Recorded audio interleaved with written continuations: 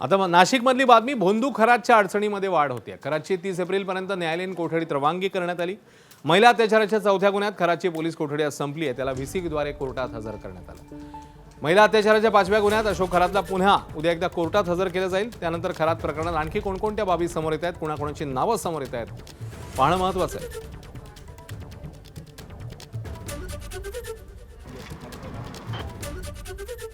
भोंदू बाबा अशोक खरातचं काय झालं? त्याचा जो मुख्य पुरावावाला होता त्याचा ॲक्सिडेंट करून घेतला, सरकारने करवला।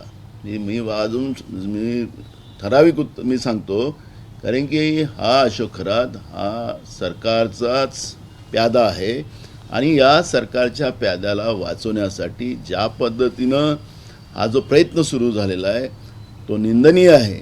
त्याच्याच पुरावा नष्ट करण्यासाठी ज्या पद्धतीने त्याला मारलं गेलेलं आहे हे त्याच्यातून स्पष्ट झालेलं आहे। त्याला जसं एप्स्टीनला अमेरिकेमध्ये मारलं गेलं जेलमध्ये, तसं अशोक खरातला मारलं जाईल। त्याची बायको अजून भेटत नाही, एवढं कमजोर गुरु खातं झालं, एवढे महाराष्ट्राचे पोलीस कमजोर झाले।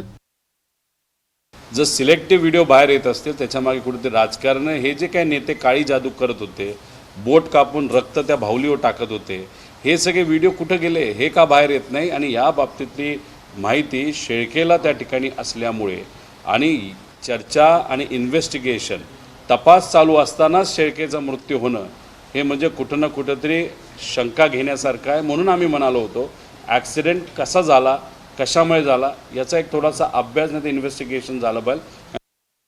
अशोक खरातचं कदाचित तुरुंगामध्ये सुद्धा अंत होऊ घडवून आणू शकतात, कारण त्या अशोक खरातच्या फायली आता ओपन सुरुवात झाल्यानंतर अनेक राजकीय नेते हे त्याच्यामध्ये एकेकाचं कारनामे उघड होत जातील। शेळकेंचा झालेला अपघात हा अपघात नसून तो घडवून आणलेला अपघात आहे असं जे म्हटलं जातं त्यामध्ये तथ्य आहे, कारण तो अशोक खरातच्या ह्या प्रकरणामध्ये एक महत्त्वाचा दुवा होता आणि त्यामुळे असे एक एक दुवे कोसळायला लागले की अशोक खरातची केस कमजोर होईल। केसरकरनं अद्याप SIT का बोलवत नाहीये?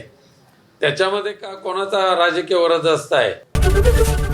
ABP माझा, उघडा डोळे बघा नीट।